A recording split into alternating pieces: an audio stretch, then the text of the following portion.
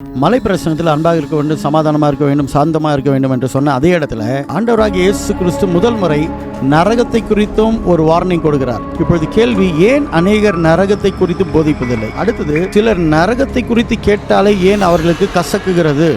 அநேக கிறிஸ்தவர்களுக்கு கூட நரகம் எது, பரதேசி எது, பாதாளம் எது, குழி எது, பாட்டம்லெஸ் பிட், அது குறித்து ஒரு புரிதல் இல்லாமல் இருக்கிறாங்க. அவைகளையும் பார்க்க போகிறோம். அடுத்தது, ஒரு சிலருக்கு இப்பொழுது மரித்து போனால் நாம எங்க போவோம், அல்லது பாவிகள் மரித்து போனால் அவங்க எந்த இடத்துல இருக்காங்க, பாதாளத்தில் இருக்காங்களா, நரகத்தில் இருக்காங்களா? இது போல அநேக கேள்விகள் இருக்கு. முடிந்த வரையிலும் நரகம் என்றால் என்ன, அவைகள் குறித்து வேதம் எங்கெங்க என்ன சொல்லுகிறது என்று ஒரு சின்ன விதத்தில் நாம் இப்பொழுது பார்க்க போறோம். சிறிய கேள்விகளுக்கு பதில் கொடுக்க போறோம்.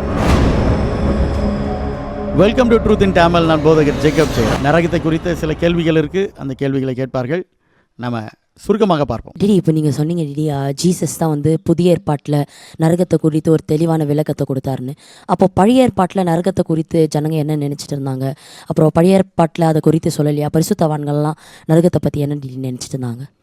குட் கொஸ்டின் மகா. பழைய ஏற்பாட்டின் பரிசுத்தவான்களை பார்க்கும்பொழுது நமக்கு இருக்கிற ஒரு வெளிப்பாடு அவர்களுக்கு இல்லாது இருந்தது.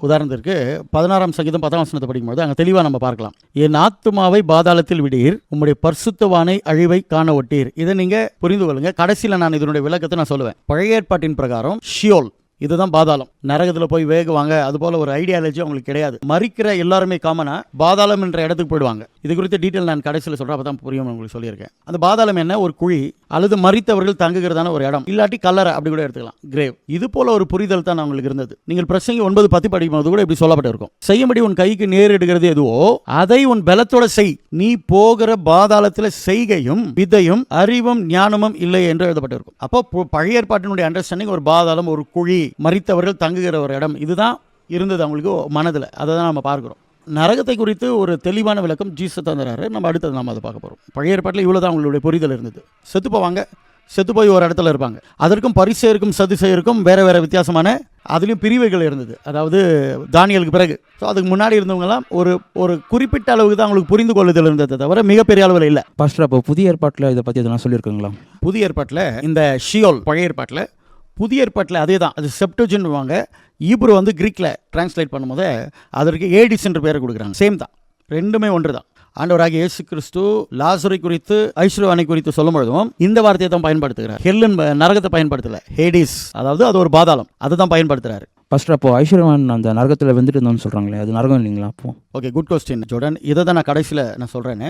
ஏன்னா அந்த பாதாளத்திலே வேதத்தின் அடிப்படையில் 2 பிரிவு இருக்குது, அது நம்ம கடைசியில் பார்க்கலாம். ஆனால் இந்த இடத்துல ஜீசஸ் சொல்கிறது நரகம் இல்லை, ஜீசஸ் சொல்கிறது பாதாளம். அதாவது தீமையானவர்கள், பொல்லாதவர்கள், இந்த ஐஸ்வர்யவான், ஏழைகளுக்கு உதவி செய்யாதவர்கள், அவர்கள் டெம்பரவரியாக வைக்கிற ஒரு இடம் அது. அது பேர் தான் பழைய ஏற்பாட்டில் ஷியோல்னு இருக்கு, புதிய ஏற்பாட்டில் ஏடிஸ் என்று இருக்கு. சரிங்களா? இது நரகம் இல்லை, இது நரகத்துக்கு போகிறதுக்கு முன்னாடி டெம்பரவரியாக வைக்கிற ஒரு பிளேஸ், அவ்வளோதான். புரிஞ்சுச்சிங்களா? இதுதான் ஆண்டவர் சொல்றாரு. இப்போ நீங்கள் சொன்னீங்க அந்த ஐஸ்வர்யவான் நரகத்தில் இல்லை பாதாளத்தில் இருந்தான்ட்டு. அப்போ லாசரு ஆபிரகாம் மடியில் இருக்கான், அப்போ அவன் பரலோகத்தில் இருக்கானா? டிடி, குட் கொஸ்டின், நல்ல கொஸ்டின் கேட்குறீங்க.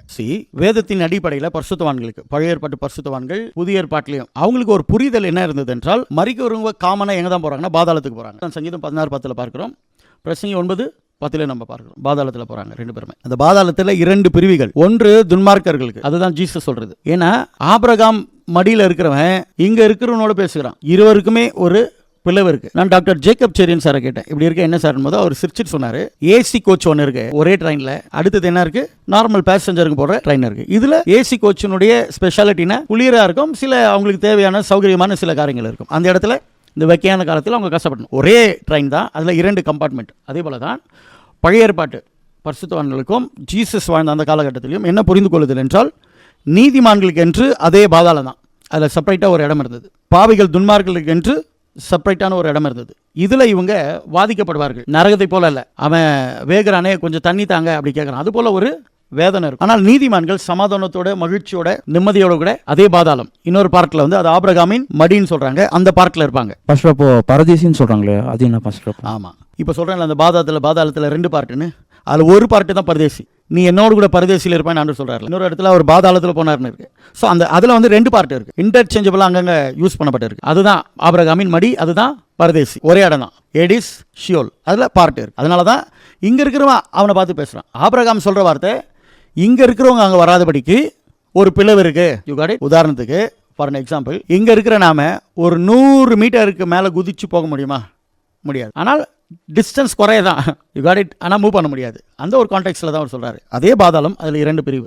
அதுதான் வேதம் முழுக்க இருந்த ஒரு அண்டர்ஸ்டாண்டிங். இதுவரையிலும் கூட நரகத்தை குறித்து தெளிவாக எக்ஸ்பிளைன் பண்ணது யாருன்னா ஆண்டவராக இயேசு கிறிஸ்து தான். என்ன இயேசு கிறிஸ்து சொல்கிறார் என்றால், ஷியோல்னு பழைய ஏற்பாட்டில் சொன்ன அந்த வார்த்தையை பயன்படுத்தாமல், ஏடிஸ்ன்ற அந்த வார்த்தையை நரகத்துக்கு பயன்படுத்தாமல், ஜீசஸ் சொல்கிற வார்த்தை என்ன என்றால், மலை பிரசங்கத்தில் கெஹனான்ற ஒரு வார்த்தையை பயன்படுத்து. இந்த கெஹனா என்பது யூதருடைய அந்த அவங்களுக்கு மிகவும் அறிந்ததான ஒரு கான்டெக்ட். அது ஹெனோம் என்ற ஒரு வார்த்தை ஒன்று வரும். அது 2 ராஜாக்கள் 23:10 இப்படியாக சொல்லப்பட்டு இருக்கு.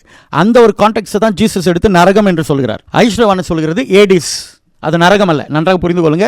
ஐஸ்வர்யவான் இருந்தது நரகம் அல்ல, அது வந்து ஏடிஸ், பாதாளம். ஆபிரகாம் மடி அவனும் பாதாளத்தில் தான் இருக்கான். அந்த பாதாளத்தில் 2 பிரிவு, கன்ஃபியூஷன் ஆகக்கூடாது. நரகமே செப்பரேட், அதுவே வேற. இந்த ஐஸ்வர்யவான் இருந்த ஏடிஸ்ன்றது டெம்பரவரி. அது ஷியோலா இருந்தாலும் ஏடிஸா இருந்தாலும் ஒரே இடம் தான். அது ஈப்ரு, இது கிரீக். ஆனால் நரகம் என்பது வார்த்தையை வேற, இடமே வேற. நீங்க 2 ராஜாக்கள் 23:10 படிக்கும்போது ஜீசஸ் அந்த கான்டெக்ட்ல தான் எடுக்கிறார். ஒருவனும் மோலாக்கு என்று, அது ஒரு விக்கிரகம், தன் குமாரனையாகிலும் தன் குமார்த்தியாகிலும் தீ கடக்க பண்ணாதபடிக்கு. ஏனென்றால் அங்க நரபலி ஒன்று இருக்கும். அங்க பிள்ளைகளை எரிப்பாங்க அல்லது தீயை மெதிச்சிட்டு கடந்து போக சொல்லுவாங்க. இதெல்லாம் யூத ராஜாக்களை செஞ்சிருக்காங்க. இந்த மாதிரி விக்கிரக ஆராதனையெல்லாம் அதுதான் அங்கே சொல்லப்பட்டு இருக்கும். அங்கெல்லாம் பயங்கரமான பிள்ளைகள் எரிக்கப்படுகிறதும் வெட்டப்படுகிறதும் இந்த இடம் இப்போ வந்து அதில் எழுதப்பட்டிருக்கும். அது என்னன்னா, அதுதான் இன்னோம் புத்திரரின் பள்ளத்தாக்குன்னு எழுதப்பட்டிருக்கும். சரிங்களா? அதுதான் இன்னோம், அதுதான் கெஹேனா. அந்த ஜி எடுத்துட்டீங்கன்னா இன்னோம்னு வரும். கெஹேனா அங்கிருந்து தான் அந்த கெஹேனான்ற வார்த்தையை வந்து ஆண்டவர் பயன்படுத்துறார். அப்படின்னா எரிகிறதான சாம்பல் உள்ள புகைகள் போய்கொண்டு இருக்கிறதான ஒரு அசுத்தமான ஒரு இடம். இதுதான் ஜீசஸ் பயன்படுத்துறார். இதுதான் ஜீசஸ் சொல்லுகிற நரகம். எப்பொழுது எரிந்து கொண்டே இருக்கும். ஏடிஸ் என்பது டெம்பரவரி, கொஞ்ச நாள் தற்காலிகமாக இருப்பாங்க. தேவனுடைய வருகைக்கு பிறகு ஃபைனல் ஜட்ஜ்மெண்ட்ல எல்லாரும் கர்த்தர் எல்லாரும் அந்த கெஹனா. அதுதான்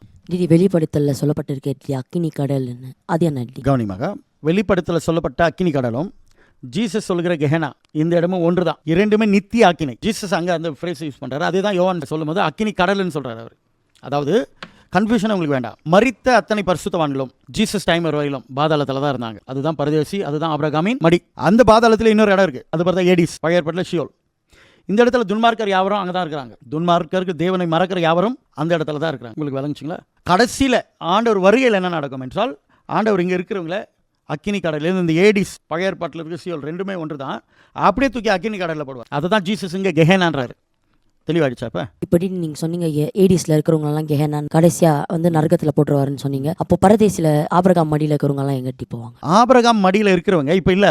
அதுதான் ஸ்காலர்களுடைய நம்பிக்கை. அதுதான் அங்க இருக்கிறவர்களை கர்த்தர் என்ன பண்ணாருன்னா சிறையாக்கி அவங்களை கொண்டு போயிட்டாரான். இப்போ அவங்க ஆண்டவரோடு கூட இருக்கிறாங்க. இப்பொழுது வேதத்தின் அடிப்படையில் பரதேசி என்பது அல்லது அந்த டெம்பரவரி பிளேஸ், ஆபிரகாம் மடி என்பது இப்ப இல்லை. இப்பொழுது அதனால தான் பவுல் எழுதுறாரு, absent with the body present with the Lord. இங்க மறிச்சேன்னா நான் அவரோடு கூட இருப்பேன். ஆனால் இயேசு சொல்லும் போது இன்றைக்கு என்னோடு கூட பரதேசியில் இருப்பாயின்னு இயேசு சொல்றாரு. இயேசுக்கு பிறகு மறிக்கிற அத்தனை பரிசுத்தவான்களும் டைரக்டா தேவனிடத்தில் போயிடுறாங்க. அதனால தான் தேவானால தேவனை பார்க்க முடிந்தது. They are with the Lord. அப்பொழுது பரதேசி என்பது இப்ப கிடையாது. ஆனால் ஏடிஸ் என்பது இருக்கு. தேவனை மறக்கிற யாவரும் அங்கே தான் போறாங்க. இவர்கள் கடைசியில கந்தகம், அக்கினி, இரவும் பகலும் ரெஸ்ட் இல்லாமல் வாதிக்கப்படுகிற அந்த இடத்துல தள்ளப்படுவார்கள் என்று வெளிப்படுத்தல் 20:14-15 சொல்லப்பட்டிருக்கு. புத்தகத்தில் எழுதப்படாதவங்க பெயர். இப்போ விளங்குச்சுங்களா உங்களுக்கு? நீங்கள் சொன்னீங்க ஃபைனலாக தான் ஆண்டவர் வந்து அவங்கள நரகத்தில் போடுவார்னு. ஆனால் 2 பேதுரு 2:4 சொல்லப்பட்டுக்குதே, பாவம் செய்த தூதர்களை ஆண்டவர் நரகத்தில் போட்டாருங்க. Very good. எனக்கு வாலிப பிள்ளைங்க இந்த மாதிரி வேதத்தை படிக்கிறது, கேள்வி கேட்கறது சந்தோஷமாக இருக்குது. நன்றாக கவனிக்கணும். தமிழ் அது பேர் நரகம்னு இருக்குது. ஆனால் கிரேக்க பதத்தில் நரகம் இல்லை, டார்டரஸ். அதுவே வேறு டிபார்ட்மெண்ட். நரகத்தில் வேறு டிபார்ட்மெண்ட் இருக்குது. அது ஒரு பெரிய படுகொழி. இந்த இடத்துல எந்தவித மனிதர்களும் இந்த இடத்துல இல்லை. இந்த இடத்துல இருக்கிறவங்க யார் என்றால் தள்ளப்பட்ட தூதர்கள், பாவம் செய்த தூதர்கள். தள்ளப்பட்ட தூதர்களை விட தியாலஜிக்கல் டைமில் பாவம் செய்த தூதர்கள், அதுதான் சொல்கிறாரு பேதுரு. அவர்களை ஆண்டவர் என்ன செய்கிறார்? அங்கே சங்கிலினால் கட்டப்பட்டு இருக்கிறார்கள். அது ஃபைனல் நரகம் கிடையாது. இவர்களையும் கர்த்தருக்கு ஃபைனல் அங்கே தான் தூக்கி போடுவார். இப்போ தற்காலிகமாக கட்டப்பட்டு இருக்காங்க. அவர்களுக்கு என்று வேற இடம். அது பேர் டார்டரஸ். இயேசு சொல்கிற கெஹனா கிடையாது. யோவான் எழுதியிருக்கிற அக்கினி கடல் கிடையாது. கடைசியில் அங்கே தான் கொண்டு போய் போடுவாங்க. பாஸ்டர், ஜீசஸ் வந்து லேகியோன் பிசாசை துரத்தும் போது அப்போ அந்த பிசாசி வந்து ஜீசஸ் கிட்ட கேட்கறதுக்கும் என்ன பாதாளத்துக்கு தள்ளாதீங்கன்னு சொல்லிட்டு, பாஸ்டர் அப்போ இவங்க இருந்த இந்த பாதாளமும் ஐஸ்வர்யவான் இருந்த பாதாளமும் 2மே ஒன்று தாங்களா? இல்லை, இந்த இடத்துல பாதாளம் தான் சொல்லப்பட்டிருக்கு. எங்களை பாதாளத்தில் போக. ஆனால் கிரீக்கில் அப்படி இல்லை, அபீஸ்னு இருக்கும். அது பேர் வந்து பாட்டம்லெஸ் பிட். அப்படி தூக்கி போட்டோம்னா இங்கே ஒரு பாட்டம் இருக்குது, நான் பிடிக்க முடியும். ஆனால் அப்படி இல்லை. அப்படி தூக்கி போட்டால் யுகமாக கீழே இறங்கிட்டே இருக்கணும். அது எவ்வளோ ஆழம் என்னன்னு தெரியாது. ஸோ அந்த இடம் அங்கே மென்ஷன் பண்ணப்பட்டு இருக்குது. இது நீங்கள் வெளிப்படுத்தல கூட பார்க்கலாம், பாட்டம்லெஸ் பிட்டுன்னு. ஸோ அது பேர் அபீஸ். அது வேறு. அதுதான் சொன்னேன், டார்டரஸ் வேறு, நரகம்னு சொல்லப்பட்டிருக்கு. ஆனால் அதை வந்து அக்கினி கடல் கெஹனா கிடையாது. இந்த இடத்துல பாதாளம் சொல்லப்பட்டிருக்கு, அது ஏடிஸ் கிடையாது, இது பேர் அபிஸ். இப்போ உங்களுக்கு மிகவும் எளிமையாக சொல்லிடுறேனே, இப்போ பழைய ஏற்பாட்டில் பாதாளம் அப்படின்னு சொல்லியிருந்தா அது போல ஷியோல், அதே தான் புதிய ஏற்பாட்டில் ஏடிஸ் கிரேக்க பதத்தை விளங்குச்சுங்களா. இந்த ஏடிஸ் 2 பிரிவாக இருக்குது. ஒன்று துன்மார்க்கர்கள் இருக்கிற இடம், அதில் வந்து டார்ச்சர், அதில் வந்து ஒரு உபத்திரவம், அதில் தான் ஐஸ்வர்யவானவர்கள். அதிலே இன்னொரு கம்பார்ட்மெண்ட், இன்னொரு இடம், அதுதான் பாதாளம், பரதேசி, ஆபிரகாமின் மடி. விளங்குச்சுங்களா. ஏசு கிறிஸ்து மரித்த பிறகு அந்த இடம் ஆண்டவர் காலி பண்ணிட்டார். பரிசுத்தவான்களை தம்மோடு கூட ஆண்டவர் வைத்துக் கொண்டார். அதனால தான் மரித்த பரிசுத்தவான்கள் அவரோடு கூட வருவாங்க. அப்போ மரிக்கிற பரிசுத்தவான்கள் எல்லாம் அவர் இடத்துல இருக்கிறாங்க, பாடி தான் அங்கே இருக்குது, அவங்க கிட்ட இருக்கார். பவுலும் அதை தான் மென்ஷன் பண்ணுறாரு. தெளிவாயிடுச்சுங்களா. இதுதான் ஏடிஸ். அந்த ஏடிஸ்குள்ளே இருக்கிற பாரடைஸ், 2 பிரிவுகள். அடுத்தது வந்து டார்டரஸ். இது மனிதர்கள் அங்கே இருக்க மாட்டாங்க, தள்ளப்பட்ட தூதர்கள் மட்டும் சங்கிலினால கட்டப்பட்டு இருப்பாங்க, டேஞ்சர் பிளேஸ். இன்னொன்று அசுத்த ஆவிகள் இருக்கிற இடம். இந்த இடத்துல மனிதர்கள் இருக்கிறாங்களா என்ன தெரியாது, ஆனால் இங்கேயும் சாத்தானுங்க தான். கீழே பட்ட பாட்டம்லெஸ் பிட் வந்துட்டே இருக்கணும். இந்த டார்டரஸில் இருக்கிறவங்களையும் ஏடிஸில் இருக்கிறவங்களும், ஏடிஸியோட 2 ஒன்று தான். இந்த அபீஸில் இருக்கிறவர் கடைசி நாளில் கர்த்தர் கெஹனா அல்லது அக்கினி கடல், அங்கே ஆண்டவர் தள்ளுவார். இவ்வளோ தான் நரகத்தை குறித்த விஷயம். நரகத்தை குறித்து ஒரு சின்ன ஒரு விளக்கத்தை நாங்கள் கொடுத்துருக்குறோம். உங்களுக்கு இது பிடிச்சிருந்தா நீங்கள் கமெண்ட் பண்ணுங்கள், இது குறித்து பேசுங்க, மற்றவங்களுக்கு ஷேர் பண்ணுங்கள்.